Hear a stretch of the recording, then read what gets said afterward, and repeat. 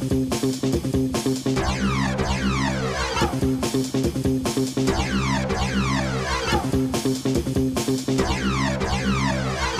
everybody, it's Johnny Two-Face here, back with another reaction video. This time I'll be reacting to Top 10 Infamous British Gangsters by WatchMojo UK. Now the link to the original video will be in the description down below. Please go subscribe to WatchMojo UK for more top 10s about anything British. So anyway, I won't waste any more of your time. Let's get into this, and there we go. Say hello to my little friend. Welcome to WatchMojo UK, and today we'll be counting down our picks for the top 10 infamous British gangsters. And he just fights. He just fights and fights and Charles fights. Bronson. Before we begin, we publish new content every day, so be sure to subscribe to our channel and ring the bell to get notified about our latest videos. For this list, we take a look at the most ruthless and notorious gangsters in modern British history. The worst crime a man could commit is bring his family up in poverty. So I don't regret any of my actions. Wow. Number 10, Lenny McLean. Oh, that's from Lock, Frequently Stock dubbed and the Two hardest Smoking man in Barrels. Britain, McLean was known to most people simply as the Governor. Are you gonna pay? Barry makes sure the administrative side of the business runs harmoniously. While his gangster credentials aren't as prominent as some, he did become Britain's most famous bare-knuckle street fighter, and reportedly one of the best. Throughout his career, McLean said to have fought in almost 4,000 matches, and to have won most of them. I used to mine the toughest clubs in Britain, all over the country. I had about 20,000 barroom brawls. An important figure in the East End as a bouncer, bodyguard and enforcer, he often associated with people such as the Cray twins and Charles Bronson, before sorry. in his later life he worked as an actor. I suggest you get those guns. Quick! Number 9, Thomas McGraw.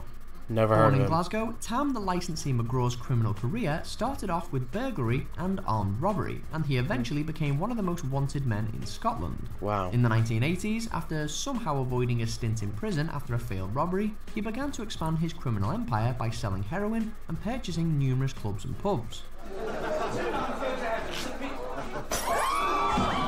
Wow.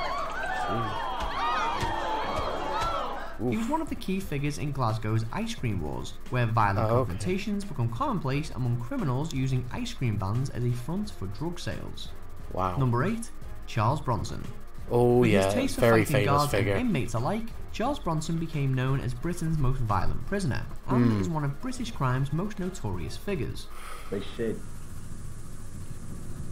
I'm bigger than my name. Born Michael Peterson, Bronson began as a petty criminal and was first imprisoned for armed robbery. Prison was finally a place where I could sharpen my tools. Upon his release in 1987, he entered the world of bare-knuckle boxing, but his fighting career was fairly short-lived, because 69 days later, he was in jail again. Out again in 92, he was arrested a third time for conspiracy to rob, and has never been freed since. Would you like a cup of tea too, mate? Number 7, Freddie Foreman. That sounds He's best known as Brown Bread Fred, or the godfather of British crime, as many publications have come to refer to him, but Foreman says he's nothing like Marlon Brando. All I wanted to do was make money so we could live a decent life. One of the East End gangster scene's most feared figures, he was close to the infamous Cray twins and was implicated in numerous murders and other criminal activities. Once you pull the trigger, you never know what's going to happen. So. Though never actually convicted of killing anybody, he was sentenced to 10 years in prison for disposing of the body of Jack the Hat McVitie, and later in relation to 1983's Shoreditch Security Express robbery. I feel like when my time's up, at least I've had an eventful life, if nothing else. Number 6, Tommy Comerford. Never heard of this one The hometown of the either. Beatles has had its share of shady characters. This includes one of the first big business criminals to establish in England the kind of international drug trafficking network that you perhaps usually link to a mob overseas. Drug baron Tommy Tucker Comerford was instrumental in forming the first serious drug dealing cartel in Britain, which made the Liverpool Mafia the richest in the country. His first stint in jail came after a bank robbery, and during his long criminal career he was sentenced to more than 34 years behind bars. Number 5, Desmond and Dominic Noonan.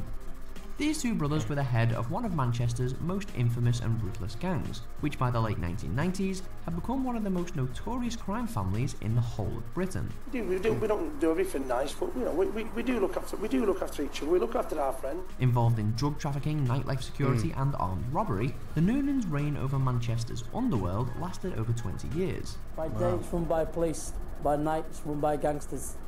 Manchester is where I was born, where I live, and where I'll die. During that time, they were also suspected of being responsible for more than 25 murders.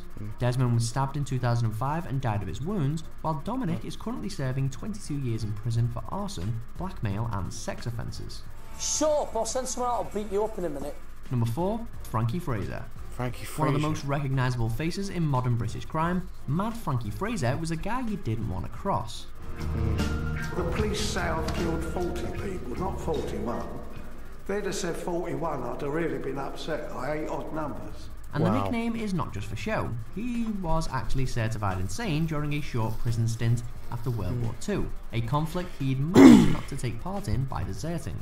Fraser eventually became an enforcer for the Richardson Gang during the 60s and was reportedly involved in numerous episodes of torture and murder. Wow. I allegedly pulled a guy's teeth out with pliers.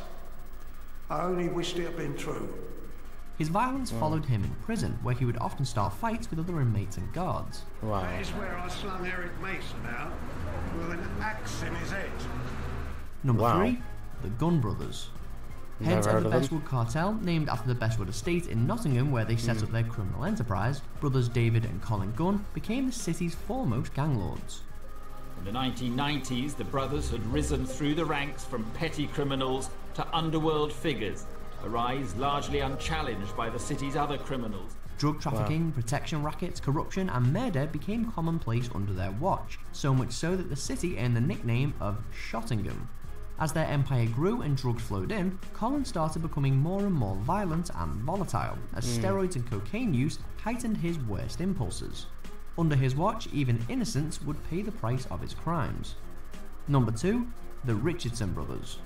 Charlie and Eddie Richardson were the leaders of what many still consider the most sadistic and ruthless gang in Britain, the Richardson Gang.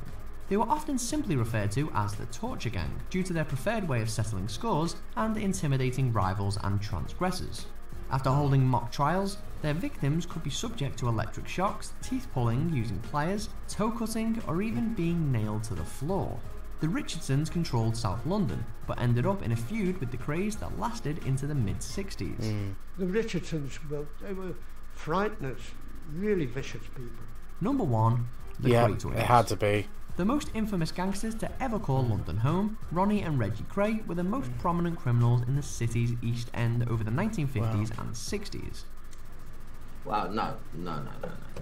Armed robbery, hijacking, murder and general violence were only some of the brothers' specialities, while heads of their own gang, the Firm. As owners of several nightclubs in the 60s, they became part of the swinging London scene and gained a certain amount of celebrity, even appearing on national television. But they were finally arrested in 1968 and essentially spent the rest of their lives in prison. Now, before we start, got a little joke for you. You'll love this one.